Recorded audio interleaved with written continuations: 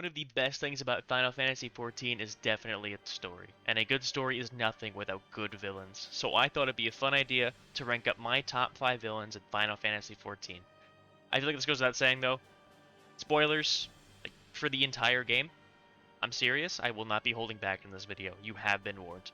Before I get into the list, I want to briefly mention the criteria I'll be using. First, their motivations. I feel like that's pretty straightforward. Next, their impact on the overall story. And finally, how their own story plays out, meaning I will be taking in how their story ends into account.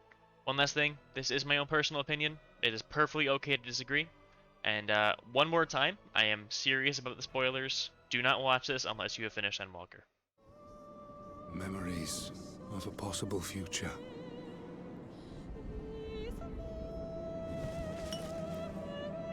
Worthless. All. Worthless as memories of the only past. Fated to fray and fade into oblivion. Leaving naught but a gaping void.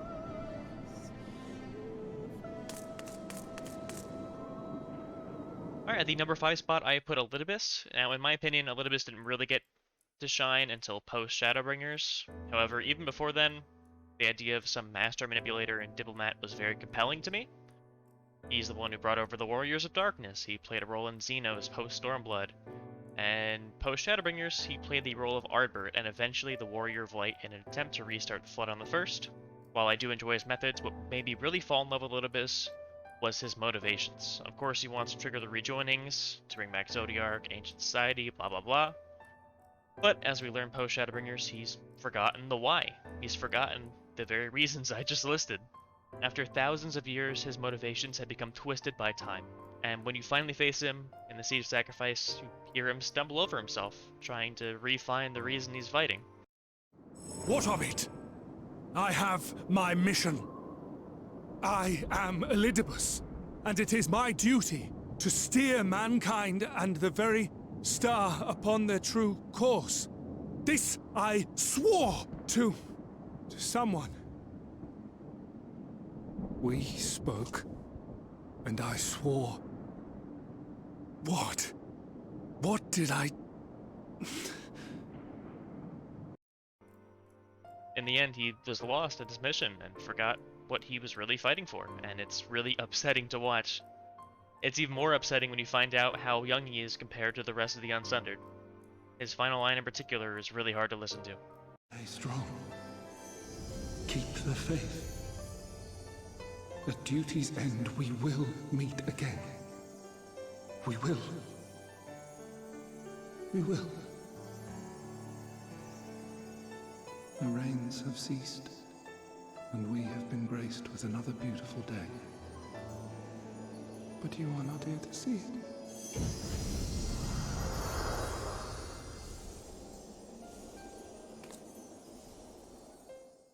And I think this goes without saying, To the Edge, the theme that plays during the Warrior of Light encounter, oh my god, top tier. What?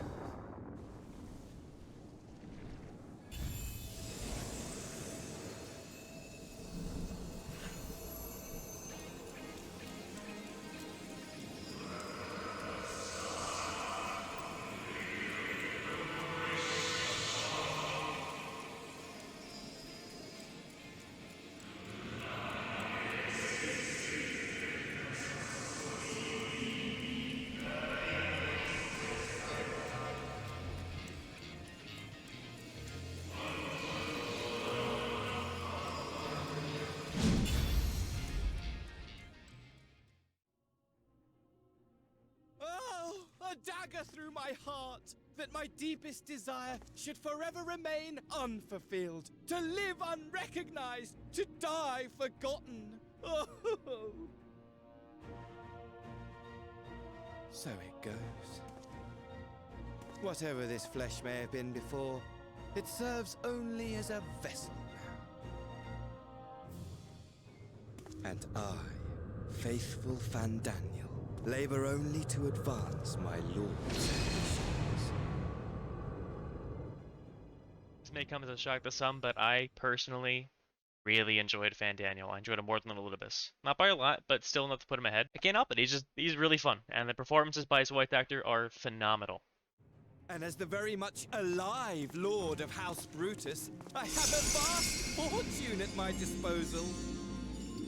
Ah, money, money, money, the great motivator.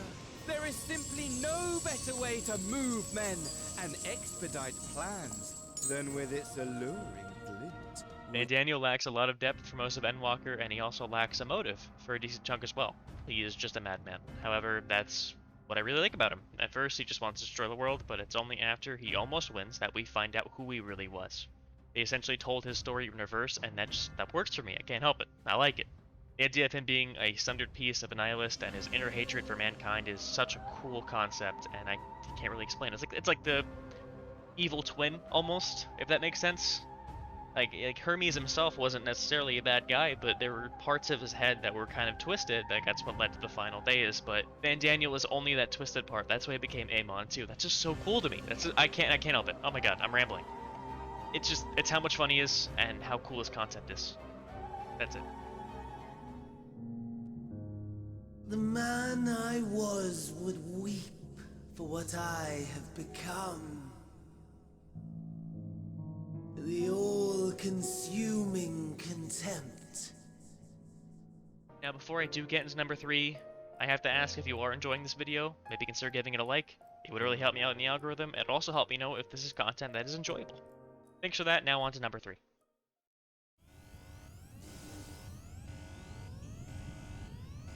Greetings.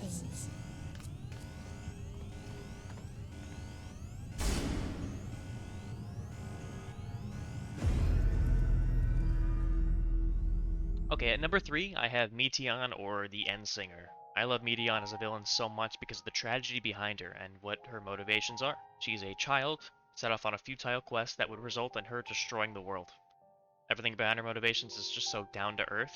This idea that existence is suffering, therefore no one should live, it's very human.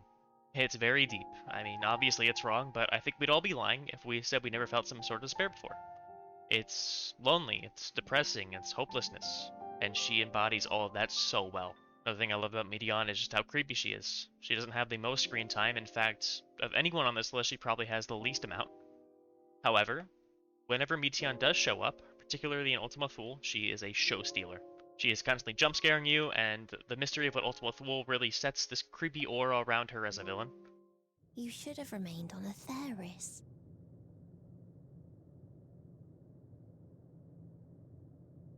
Struggle will avail you not, nor will it grant your comrades peace.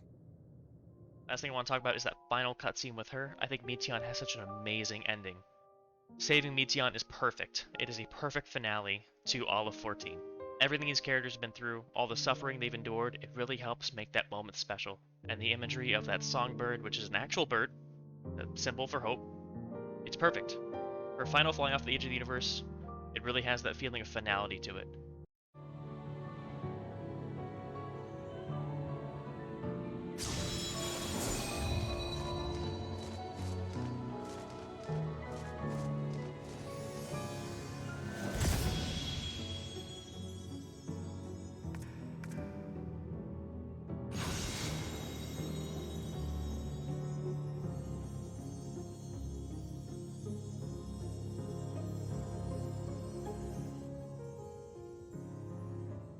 And I shouldn't forget to mention, the Endsinger is literally a perfect fight.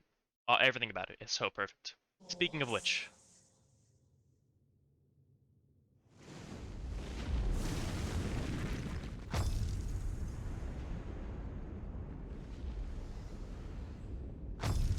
My ultimatum. What is happening?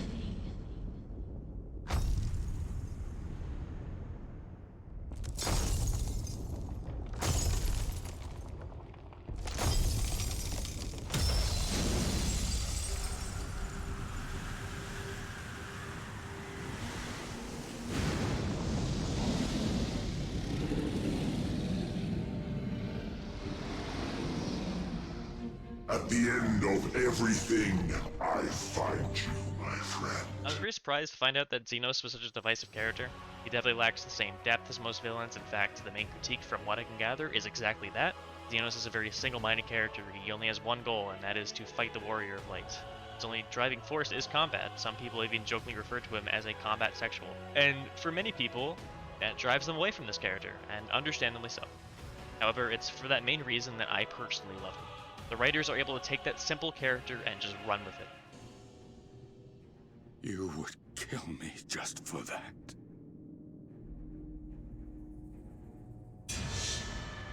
I need no other reason. Any and all who interfere with my hunt will not do so twice! He's more than willing to light the world on fire if it means he can battle the Warrior of Light.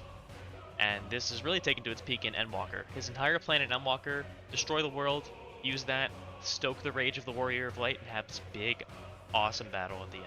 Now in the end, he's obviously betrayed by Fandaniel, but his goals stay the same.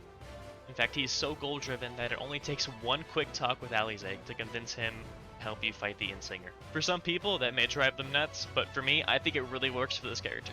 Like, he's so simple-minded that it really would take one cutscene for him to change some of his perspectives. I think that's really, I think it works. Personally, I think it works.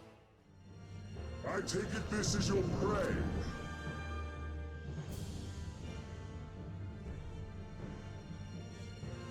But why does it still live? Surely it is no match for you. I would say it's the moment he burst through the ultimatum at the very end. That's the moment I knew he was one of my favorites. One more thing I want to mention in regards to Zenos. Right before you fight him at the end, you get, in my opinion, the 3 best dialogue options in the game. No matter what, you can't let him leave. It is up to you to put him down. But these 3 choices are able to perfectly encapsulate how the player base feels about this character. Do you fall into the hatred he's worked so hard to stoke? Do you refuse him any acceptance at all? Or do you choose to embrace the challenge? No matter what option you choose, Zenos gets his way, and that is why I love this character so much, and I always will.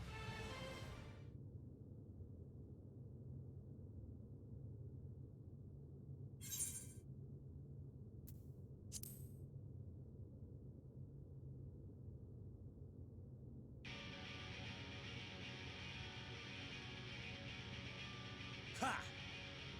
Acceptance! At long last!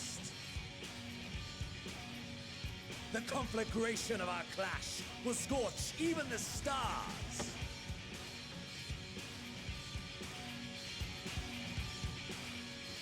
So before I get to my number 1 pick, I have a few honorable mentions. First up, Gaius. For me personally, Gaius really only got interesting in Stormblood, and at that point he was no longer a villain, so it didn't really feel right putting him on this list. Second, Yatsuyu.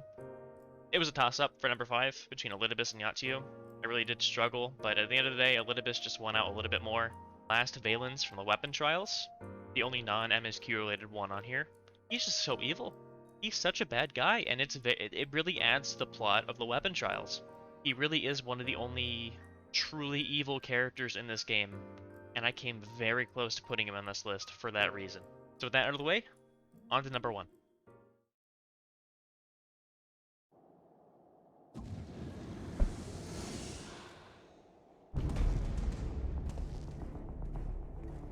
Well, well, you prevailed. And to the surprise of no one, Emet-Selch takes the number 1 slot. I mean, what can I say that hasn't already been said? He steals the show anytime he's on screen. He spends most of Shadowbringers of the Scions. His entire plan until the very end is to simply observe.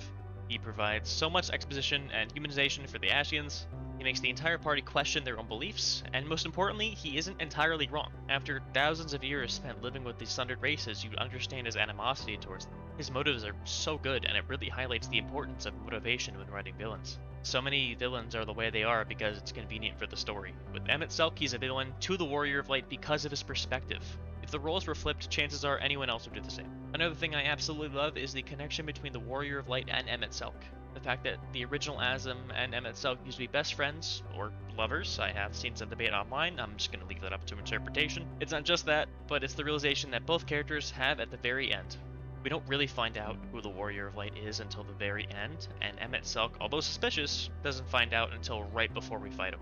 It's that moment when we finally see this villain who's been one step ahead of us every time, finally get caught off guard.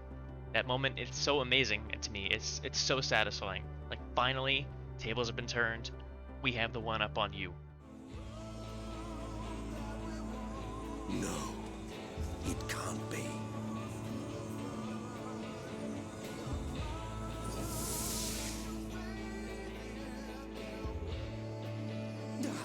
That trick of the light. You are a broken husk, nothing more. It all culminates in one of the best fight scenes in the entire game. And it's his final line, that moment of acceptance. At this point, he knows he can never bring his world back. His last words to the Warrior of Light, remember us. At that point, if he can't bring back everyone he loves, he can at least make sure they live on in the memories of those that walk after. But that's not even where his story ends. It may be the end of him as a villain, but his appearance in Endwalker only adds to his character. I'm almost always against bringing characters back after their story ends, at least when it ends as perfectly as Emet's. But he adds so much to Endwalker that getting to see him before the Sundering, it really shows you how thousands of years can really change someone's perspective. When he finds out the atrocities he's committed, he's in disbelief. He couldn't fathom the things he would be doing years later. And cut to his final appearance in Ultima Thule, that final send-off, his final acceptance that yes, the world is better off after the Sundering, that the world will be okay, that we are worthy. Still, you must be commended. Our methods would not have brought mankind this far. But that wouldn't change anything. He did what he did for a reason, and he wouldn't change it. But more than that, the future you seek is not the past we loved. That is why we fought, and why I lost. But though you defeated me, my ideals are inviolate, invincible. It all ends with him essentially handing the reins to the Warrior of Light. His legacy, the legacy of all ancients, it lives with them now. From his first appearance to his last, Emet-Selch managed to leave an impression that would forever change the way I looked at villains in any story. Expand your horizons. Go forth and seek discovery. Some of the civilizations in the reflections will surprise you.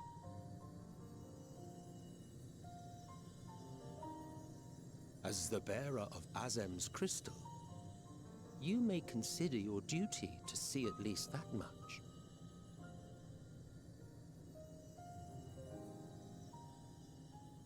I certainly did.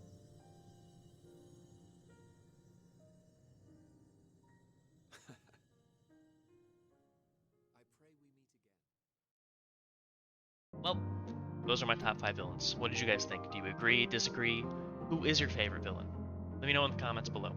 If you did enjoy this video, maybe consider subscribing. I have many more like this on the way. Guys, take care everyone, and thank you for watching.